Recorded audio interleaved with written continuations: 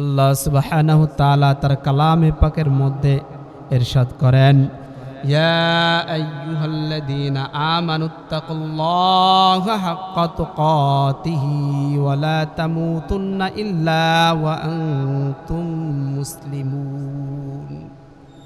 আল্লাহ সুবহানাহু ওয়া তাআলা তার নবীর নিকটে এই কথাকে মেসেজ দিয়ে পাঠিয়ে দিয়ে বলছেন, আপনার প্রতিটা উম্মতের কাছে এই সংবাদ আপনি পৌঁছে দেন,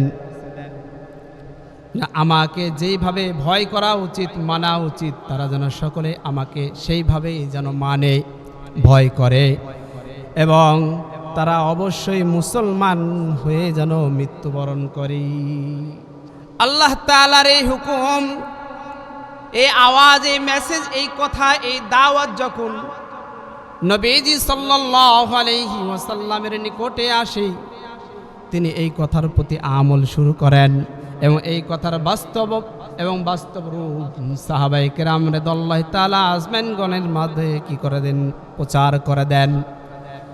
যখন নাকি সাহাবায়ে কেরাম রাদিয়াল্লাহু তাআলা আজমাইনগণ রাসূলের জবান থেকে এই কথাগুলোকে শুনেন, তারা তাদের আমলের পরিবর্তন নিয়ে আসে, তারা সেই কথাগুলোকে মানে, আর এই কথাগুলো মানার কারণে তাদের জাহিলিয়াতের যুগ থেকে ফিরে এসে তারা পরিবর্তন হয়ে সোনালী যুগে অবস্থান করে। আল্লাহ সুবহানাহু ওয়া তাআলা কালামে হাকিমের মধ্যে ওই সকল ব্যক্তিদের ব্যাপারে আয়াত নাজিল করে দিয়ে বলেন, রাদিয়াল্লাহু আনহুম ওয়া রাদু আন, আমি তাদের প্রতি সন্তুষ্ট, তারাও আমার প্রতি সন্তুষ্ট। বলে কাদের প্রতি? যে সকল ব্যক্তিগুলো নাকি আয়ামে জাহেলিয়াতের যুগে অবস্থান করেছিল, তারা নিজেদের সন্তানদেরকে জীবিত কি করত, দাফন করে দিত। ওই সকল ব্যক্তিদের পিছনে যখন আল্লাহ তাআলার এই নবী মেহনত করেছেন, দ্বীনের দাওয়াত দিয়েছেন, কালিমার দাওয়াত পৌঁছেছেন, নিজের কষ্টকে কষ্ট মনে করেন নাই, প্রত্যেকের দ্বারে দ্বারে গিয়ে দাওয়াত পৌঁছে দিয়েছেন। আর ওই মেহনতের কারণেই যখন কিছু সাহাবায়ে কেরাম তার সঙ্গ নিয়েছেন, সঙ্গ নেওয়ার কারণে, সহবতে আসার কারণে আয়ামে জাহিলিয়াতের যে মূর্খতার যুগ ছিল, ওই মূর্খতার যুগ থেকে ফিরে এসে তারা শিক্ষিত হলো।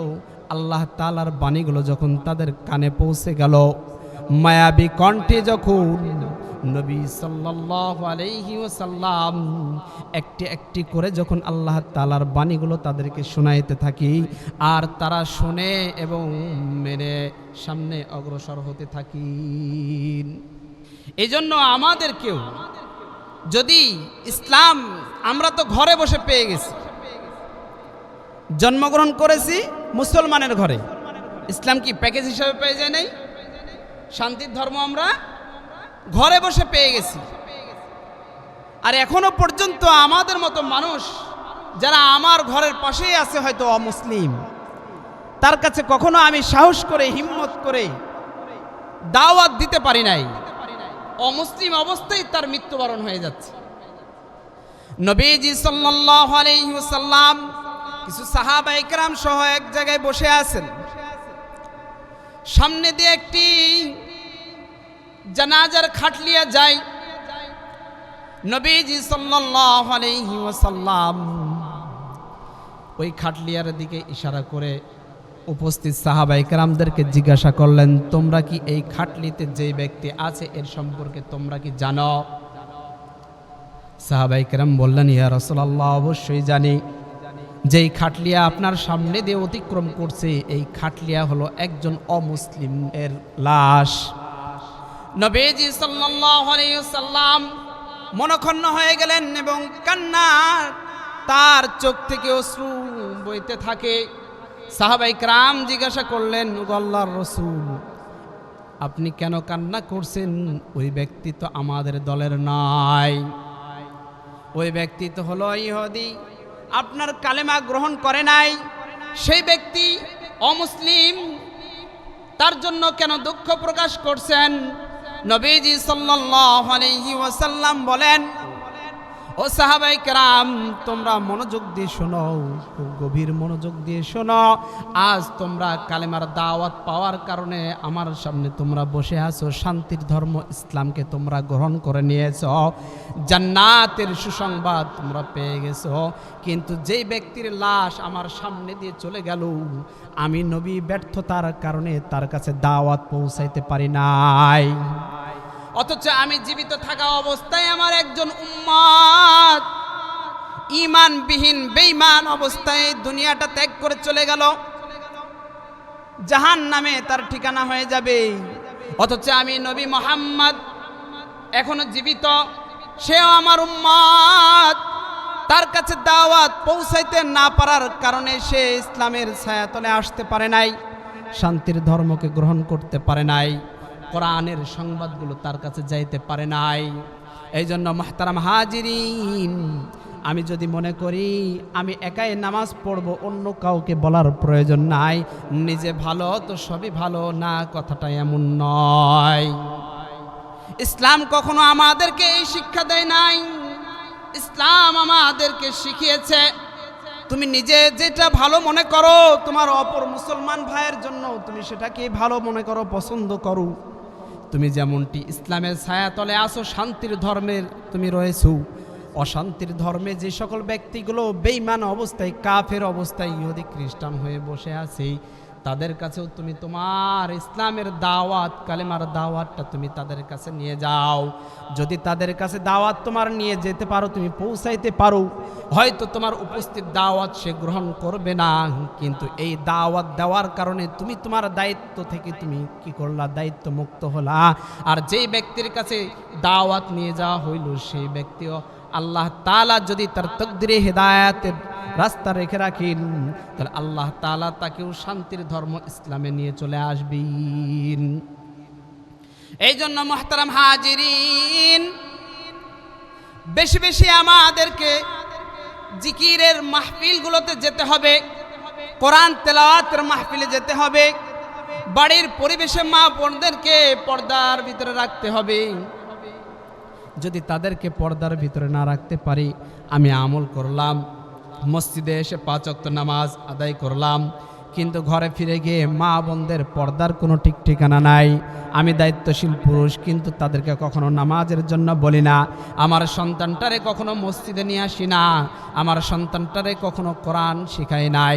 এজন্য কাল কিয়ামতের ময়দানে ওই বিবি, ওই সন্তান, আমার অধীনস্থ যেই সকল ব্যক্তিগুলো থাকবেই, তারা সকলে আল্লাহ তাআলার দরবারে নালিশ করবে, ওগো রব, ওগো মালিক, পৃথিবীতে থাকা অবস্থায় গার্জিয়ান হিসাবে আমার বাবার কাছে আমি যা চেয়েছি তিনি আমাকে তা দিয়ে দিয়েছেন, আমার সমস্ত আবদারগুলো পূরণ করে দিয়েছেন, দুনিয়াতে ভালো থাকার জন্য সুন্দর একটা বিল্ডিং গড়ে দিয়েছেন, দুনিয়াতে ভালো মতো চলার জন্য আমাকে কি দিয়েছেন, গাড়ি কিনে দিয়েছেন, জমিন দিয়ে দিয়েছেন, ভালো মজাদার খাবারের ব্যবস্থা করে দিয়েছেন, সুন্দর সাজ পোশাকের ব্যবস্থা করে দিয়েছেন।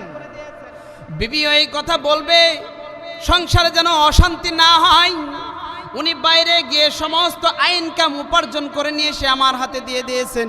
ঘরে এসে বলছে, বিবি এই অর্থটা তুমি রাখো। আমিও তার অর্থগুলো হেফাজত করেছি, কিন্তু কোনো সময় সে আমাকে নামাজের হুকুম দেয় নাই, কোনো সময় বলে নাই কোরআন শিখতে হবে, কোনো সময় বলে নাই সন্তানকে মাদ্রাসায় পাঠাইতে হবে। কোরআন যদি না শিখে জিন্দেগিটা সমস্তই বরবাদ, খাসিরাত দুনিয়া ওয়াল আখিরা। যদি নাকি ধর্মীয় জ্ঞান তার না থাকে, কোরআনের আলোয় যদি আলোকিত জীবন তৈরি না করে, রসুলের সুন্দর সুন্দর কথাগুলোকে যদি তার জীবনের মধ্যে ফিট না করে, সুন্নত অনুযায়ী যদি জিন্দেগি পরিচালনা না করে, তাহলে তার দুনিয়াটা এবং আখিরাতটা উভয়টা হয়ে গেল কি একেবারে ধ্বংস, হালাক। খাসিরাত দুনিয়া ওয়াল আখিরা, দুনিয়াতেও সে ক্ষতিগ্রস্ত, ধ্বংস, এবং পরকালে আখিরাতে ওই ব্যক্তি ধ্বংস। একজন পুরুষ দুনিয়ার মাঝে থাকা অবস্থায় তার সংসারকে সুন্দর করার জন্য যথেষ্ট পরিমাণ আয় উপার্জন করে সকালে বেরিয়ে যায়, রাত্রি গভীর সে আবার তার ঘরে ফিরে আসি, স্ত্রী সন্তানের খোঁজ নেই, সকালে সন্তানগুলোরে ঘুমন্ত অবস্থায় রেখে যায়, আবার যখন রাত্রে ঘরে ফিরে আসে ওই সকল সন্তানগুলোর চেহারাটা দেখে তার বালিশে মাথা লাগানো, সারাটা দিন কোনো সাক্ষাৎ নাই। বিবিরা জিজ্ঞাসা করে সন্তানগুলো খাইছে কিনা, তাদের খোঁজ খবর নিয়েছো কিনা। বিবি জানিয়ে দেয় হ্যাঁ তারা খাওয়া দাওয়া করে ঘুমিয়ে গেছে। তুমি কোনো টেনশন করো না, তুমিও নিজে ফ্রেশ হয়ে নাও, খাওয়া দাওয়া করে তুমি ঘুমিয়ে যাও, আবার সকাল হইলে তোমাকে তোমার কর্মস্থলে ফিরে যেতে হবে। এইভাবে তার দিন কাল কাটতে থাকি। কিন্তু কখনো বিবিও বলে নাই তুমি কি 5 ওয়াক্ত নামাজ পড়ো কিনা, তোমার আয় ইনকামের উৎস কোথায় থেকে, তুমি কি হালাল ইনকাম করো নাকি হারাম ইনকাম করো, তার খোঁজ খবর নেওয়ার কোনো প্রয়োজন মনে করে না। যার কারণে দেখা যায় আয় উপার্জন করি, দুনিয়ার পেছনে এত ছোটাছুটি, দুনিয়াকে ধরার জন্য এত পেরেশান। ওই পেরেশানির সামান্য থেকে সামান্য সময়টা যদি আল্লাহ তাআলাকে পাওয়ার জন্য আমরা মসজিদে সময় দিতাম, কোরআনের মাহফিলগুলোতে সময় দিতাম, জিকিরের মজমাগুলোতে সময় দিতাম, তাহলে আমিও দুনিয়ার মধ্যে ধন্য হয়ে যেতাম, দামি হয়ে যেতাম, আল্লাহ তাআলার কাছেও আমার মূল্যায়ন বেড়ে যেত। মুহতারাম হাজিরিন, পৃথিবীটা হলো ধোকার জায়গা। সুন্দর চাকচিক্য দেখা যায়, সমুদ্র সৈকতের দিকে যখন যাওয়া যায়, চর মরুভূমির দিকে যখন দেখা যায়, বালুর দিকে তাকাইলেই মনে হয় যে কত স্বচ্ছ, পানির দিকে তাকাইলে কত সুন্দর লাগে দেখতে, এবং বালুর দিকে তাকাইলে মরিচিকা মনে হচ্ছে দূর থেকে আগুনের লেলিহান, সেখানে আগুন, জ্বলন্ত আগুন। কিন্তু যত নিকটে যাবে বালু তার বালুর অবস্থানে পড়ে রয়েছেই। দুনিয়াটাকে যে যত ধরার জন্য চেষ্টা করবে, ছোটাছুটি করবে, দুনিয়া তাকে কোনো সময় কি করবে না, ধরা দিবে না। এই জন্য যদি পরকালকে আমরা চাই, পরকালকে যদি পাইতে চাই, চিরস্থায়ী জায়গায় যদি আমরা জান্নাতবাসী হতে চাই, দুনিয়াটা আমাদের জন্য জান্নাতের টুকরার জায়গা রয়েছে।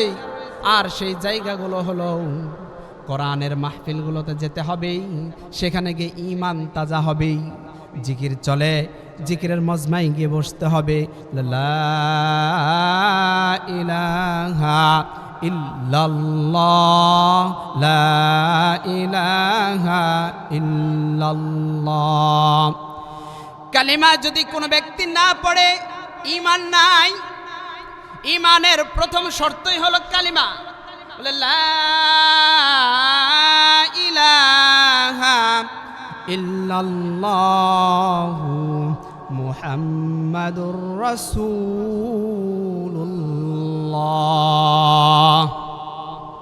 এই কথার স্বীকারোক্তি দেওয়া, আল্লাহ তাআলা ব্যতীত অন্য কোনো মাবুদ নাই।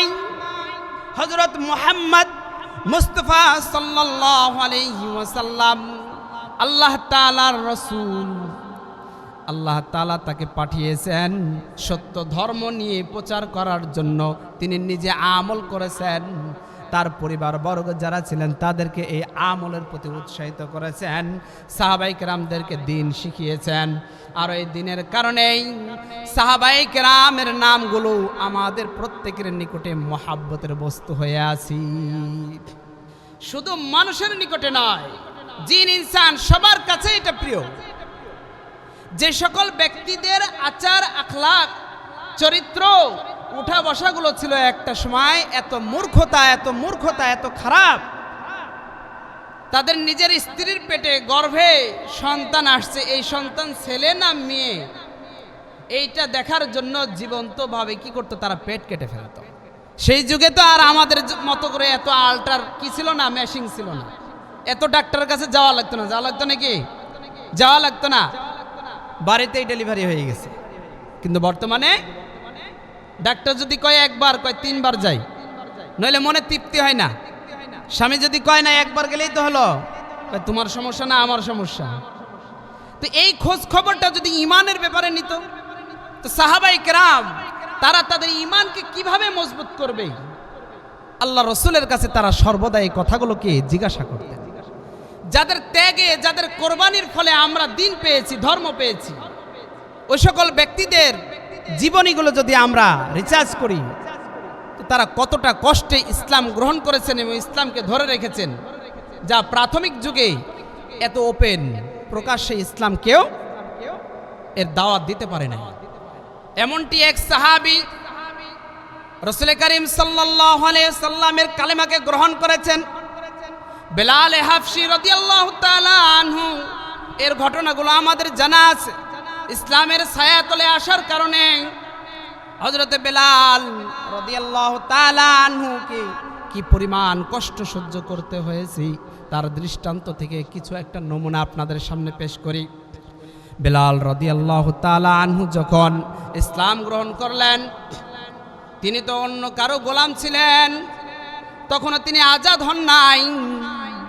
যেই ব্যক্তির গোলাম এই বেলাল রাদিয়াল্লাহু তাআলা আনহু ছিলেন, ইসলাম গ্রহণের খবর তার মনিবের নিকটে যখন পৌঁছে যায়, ওই ব্যক্তিরা তখন কি করলো, বেলাল রাদিয়াল্লাহু তাআলা আনহুকে প্রস্তাব দিল, ও বেলাল, তুমি যেই মুহাম্মাদের ধর্মকে গ্রহণ করেছ সেই মুহাম্মাদের ধর্মকে তুমি ত্যাগ করে দাও, তাহলে তোমাকে আমরা এই শাস্তি থেকে কি করব, মুক্তি করে দিব।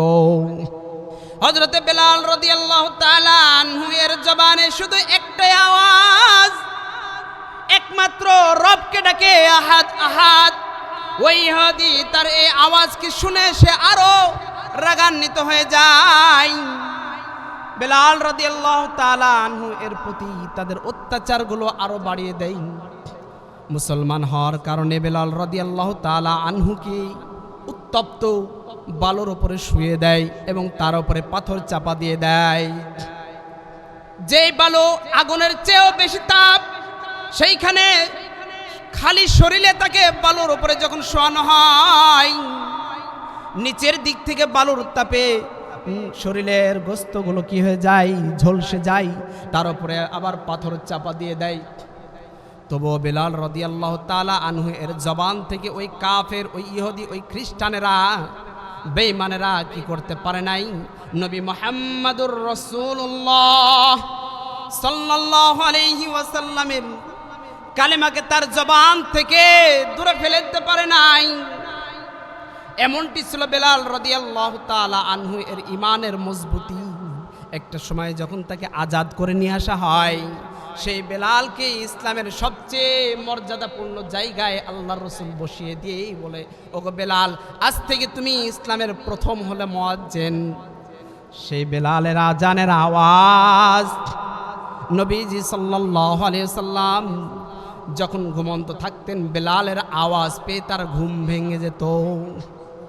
বেলাল রাদিয়াল্লাহু তাআলা আনহু জীবদ্দশায় যখন নবীজি সাল্লাল্লাহু আলাইহি ওয়াসাল্লামের মৃত্যু হয়ে গেল, একদিন যায়, 2 দিন যায়, 3 দিন চলে যায়, বেলাল রাদিয়াল্লাহু তাআলা আনহু নিজে ভারাক্রান্ত অবস্থায় মক্কার জমিনে যখন অবস্থান করছি, মদিনার জমিনে অবস্থান করছি, নবী মুহাম্মদুর রাসূলুল্লাহ সাল্লাল্লাহু আলাইহি ওয়াসাল্লাম যখন এই পৃথিবী ছেড়ে চলে গেলেন, মদিনায় যখন তাকে দাফন কার্য করা হলো, বেলাল রাদিয়াল্লাহু তাআলা আনহু আবেগে, ব্যথায়, বেদনায় তিনি আর ওই মদিনায় অবস্থান করার প্ল্যান প্রোগ্রাম বাদ দিয়ে দিলেন। চিন্তা করলেন, যেই জায়গায় আমার নবী নাই সেই জায়গায় আমি বেলালও থাকবো না। মুহতারাম হাজিরিন, কথাগুলো খুব সুন্দর করে শুনেন, গভীর মনোযোগ দিয়ে শুনবেন।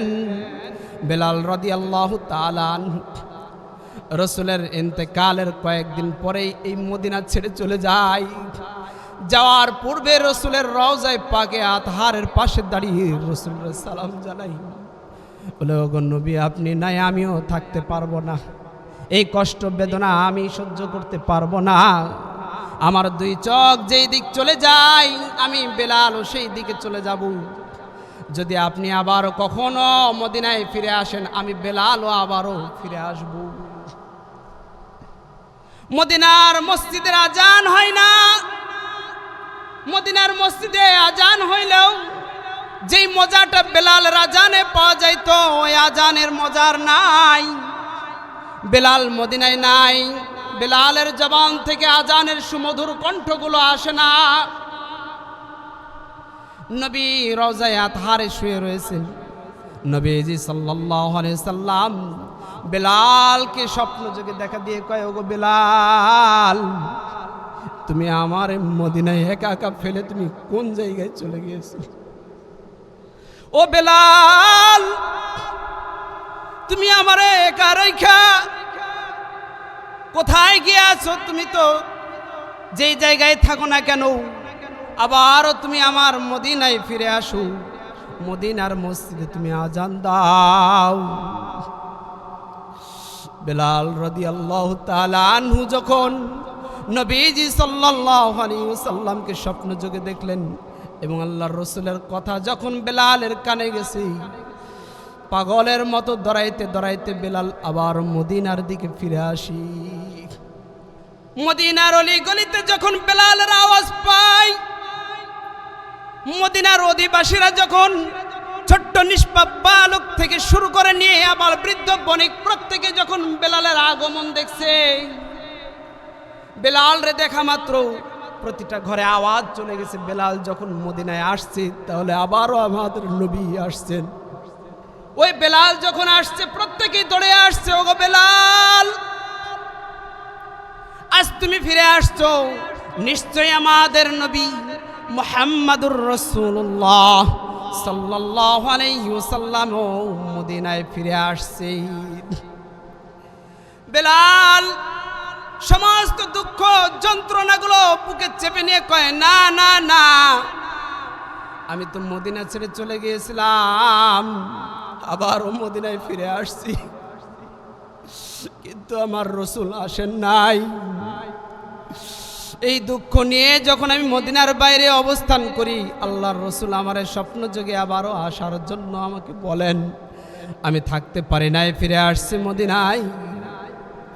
মানুষজন সকলে আবদার করে, ওগো বেলাল, মদিনার মসজিদের মাইকে কবে থেকে তোমার সুমধুর কণ্ঠের আওয়াজ শুনি নাই। ওগো বেলাল, তুমি মদিনার মসজিদে আজান দাও। বেলাল কয়, না না, আমি আজান দিব না, আমি আজান দিব না। যে আজানের কণ্ঠ রসুলের কানে যাবে না, যে রসুল জীবিত নাই, আমি সেই মুয়াজ্জিন আর বেলাল আজান দিব না। এক এক করে প্রত্যেকটা ব্যক্তি তার নিকটে আবদার জানায়। আমিরুল মুমিনিন নিকটে যাওয়া হয়। আমিরুল মুমিনিন বলে, আমি বেলাল রে অনুরোধ করতে পারবো না, নির্দেশ দিতে পারবো না, তবে তোমরা একটা কাজ করতে পারো, বেলালকে এমন একজন ব্যক্তির নিকটে যদি গিয়ে বলতে পারো, তাহলে বেলাল সেই ব্যক্তির কথাকে কখনো ফেলে দেবে না। আমিরুল মুমিনিন যখন এই দিক নির্দেশনা দিলেন, বলেন কার কাছে যাইতে হবে? মদিনার লোকজন যখন সংবাদ পাইলেন রাসূলের নাতিদের নিকট, হাসান হুসাইনের নিকট যদি যাও তোমরা, আর কলেজার টুকরা হাসান হুসাইন যদি বেলাল রে কয়, ও বেলাল, মদিনার মসজিদে তুমি আজান দাও, তাহলে হাসান হুসাইনের কথাগুলোকে বেলাল ফেলতে পারবে না। মদিনার লোকেরা যখন নবীজির কলিজার টুকরা হাসান হুসাইনের নিকটে চলে যায়, হাসান হুসাইনের নিকটে যাওয়ার পরে যখন বলে, ওগো হাসান হুসাইন, মদিনার বুকে আবার বেলাল ফিরে আসছি, সেই মসজিদে আজানের জন্য তোমরা বেলালকে বলো, আমরা তার মুখ থেকে, তার জবান থেকে আজান শুনতে চাই। হাসান হুসাইন রাদিয়াল্লাহু তাআলা আনহুমা যখন বেলাল রাদিয়াল্লাহু তাআলা আনহুকে আজান দেওয়ার জন্য বললেন, বেলাল রাদিয়াল্লাহু তাআলা আনহু তাদের আবদারকে ফেলতে পারলেন না। বেলাল রাদিয়াল্লাহু তাআলা আনহু বলেন, ওগো নবীজির কলিজার টুকরা, তোমরা যখন বলছো তখন আমি অবশ্যই আবার আজান দিব। এই ছিল সাহাবায়ে কেরামদের জীবনী, এই ছিল সাহাবায়ে কেরামদের জ্বলন্ত ঈমান।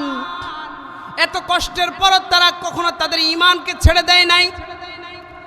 অথচ আমাদের সামান্য একটু দুঃখ কষ্টের কারণেই আমরা মসজিদ ত্যাগ করে দিই, মসজিদের মুসল্লি খুঁজে পাওয়া যায় না, একজন আরেকজনের সাথে রাগারাগি করে অন্য মসজিদে চলে যায়, অথবা নামাজ ছেড়ে দিয়ে বসে থাকি। কিন্তু সাহাবায়ে কেরামের প্রতি এত স্টিম রোলারের মতো তাদের প্রতি অত্যাচার হওয়ার পরও তারা ঈমান কখনো কি করে নাই, অন্যের কাছে বিক্রি করে নাই। অথচ আজ আমরা সামান্য অর্থের লোভে মিথ্যা বলতে দ্বিধাবোধ করি না, সত্যকে গোপন করে দিয়ে ক্ষণস্থায়ী এই দুনিয়ার শান্তি কামানোর জন্য পয়েন্টে পয়েন্টে নয়, জয়েন্টে জয়েন্টে নয়, মুহূর্তে মুহূর্তে আমরা মিথ্যাকে আমাদের সত্যের মতো করে বানিয়ে নিয়েছি ঝোলা। যেন সত্য বললে আয় ইনকাম কমে যায়, মিথ্যা বললে আয় ইনকাম বেড়ে যায়। ওই লভ্যাংশ নিয়ে দুনিয়াতেও নাই কোনো শান্তি, আখিরাতেও নাই কোনো শান্তি। হারাম যদি শরীরে ঢুকে আরাম কখনো পাওয়া যায় না। হারামের শরীর দিয়ে দুনিয়াতেও আরাম নাই। এই দুনিয়ার জিন্দেগিটা যখন আমি আপনি পার করে চলে যাব, পরকালে যখন আমার হাসর নাসর হয়ে যাবে, রব্বে কারিম যখন কাহার রূপ ধারণ করেই সিংহাসনে বসে যাবেন, বিচারকের রূপ ধারণ করেই, সেই সময় আমার আপনার প্রত্যেকের এক এক করে লিস্ট চলে আসবে। অমুকের ব্যক্তি অমুক সামনে চলে আসো। তার হাতে যখন নাকি আমল নামা দিয়ে দেওয়া হবে, সেও ব্যক্তি আশ্চর্য হয়ে বলবে, এটা এমন কেমন আমল? লা ইউগাদিরু সগীরাতান ওয়ালা কাবীরাতান ইল্লা আহসাহা। এটা এমনই একটা আমলনামা যে আমলনামার মধ্যে ছোট থেকে ছোট, বড় থেকে বড় কোন আমলকে আল্লাহ তাআলার ফেরেশতা লিপিবদ্ধ করতে কি করেন নাই, ছাড় দেন নাই। আজ ভালো মজমাগুলোতে ভালো কথাগুলো আমাদের কানে ঢোকে না, অথচ গুনাহের বস্তু নিয়ে সারাটা দিন পড়ে থাকি।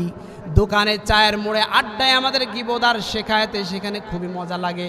কারণ হলো দিলটা আমাদের মরে গিয়েছে জিকিরের না থাকার কারণে, কোরআন তেলাওয়াতের পরিবেশে না বসার কারণে। আমাদের অন্তরটা, আমাদের কলব, আমাদের হৃদয়টা যখন মরে গেছে, আর মরে যাওয়ার কারণে কোরআনের কথাগুলো আমাদের কাছে মজা লাগে না। সাহাবায়ে কেরামের ঘটনাগুলো আমাদেরকে কি জাগিয়ে দিতে পারে না। এই জন্য আমাদের বেশি বেশি কোরআনের মজমার মধ্যেই বসা দরকার কিনা। সাহাবায়ে কেরামের দৃষ্টান্ত হযরত আবু বকর রাদিয়াল্লাহু তাআলা আনহু, হযরত উমর রাদিয়াল্লাহু তাআলা আনহুর মধ্যে ঈমানের চেতনা কতটুকু। তাবুকের যুদ্ধের সময় আল্লাহ রাসূল সাল্লাল্লাহু আলাইহি সাল্লাম বললেন, কে কে আসো এই তাবুকের যুদ্ধের জন্য তোমাদের মাল সম্পদগুলো নিয়ে অংশগ্রহণ করবা। হযরত উমর রাদিয়াল্লাহু তাআলা আনহু এই কথা তার কানে যাওয়া মাত্র তিনি বললেন, আজকে হযরত আবু বকর রাদিয়াল্লাহু তাআলা আনহুকে আমি ছাড়িয়ে সবার চেয়ে বেশি ধন সম্পদ আমি আল্লাহর রাসূলের দরবারে জিহাদের জন্য পেশ করব। হযরত আবু বকর রাদিয়াল্লাহু তাআলা আনহু চলে গেলেন ঘরে, হযরত ওমর রাদিয়াল্লাহু তাআলা আনহু চলে গেলেন নিজ ঘরে। ওমর রাদিয়াল্লাহু তাআলা আনহু তার সম্পদের অর্ধেক সম্পদ নিয়ে এসে আল্লাহর রাসূলের সামনে দিলেন। হযরত আবু বকর রাদিয়াল্লাহু তাআলা আনহু তার ঘর থেকেও নিয়ে এসে সম্পদ আল্লাহর রাসূলের সামনে পেশ করলেন। আল্লাহর রাসূল হযরত আবু বকর রাদিয়াল্লাহু তাআলা আনহুকে জিজ্ঞাসা করলেন, ওগো আবু বকর, তোমার ঘরে কি আর কিছু রেখেছ? আবু বকর রাদিয়াল্লাহু তাআলা আনহু বললেন, ওগো আল্লাহর হাবিব, আমার ঘরে যা ছিল সম্পূর্ণ আপনার নিকটে নিয়ে এসেছি, আর আমি ঘরে রেখে আসছি। আপনি এবং আল্লাহ এবং আল্লাহর রাসূলকে আমি তাদের জন্য জিম্মাদারি রেখে আসছি। হযরত ওমর রাদিয়াল্লাহু তাআলা আনহু বলেন, আজকে হযরত আবু বকর রাদিয়াল্লাহু তাআলা আনহুর সাথে পারলাম না। তো তাদের ঈমানি চেতনাগুলো কি ছিল? ওইখানে দান করবে, যুদ্ধে অংশগ্রহণ করবে, সেখানেও তারা কার চেয়ে কে বেশি ইখলাসের সাথে দান করছে। কারণ আল্লাহ রাসূল বলছেন, আখলিস দীনাকা ইয়াকফিকাল আমালুল কলিল, যে ইখলাসের সাথে নিয়তকে খালেস করে যে ব্যক্তি সামান্য কিছুও দান করবে, তার দানটা আল্লাহ তাআলার কাছে কি হবে? কবুল হবে।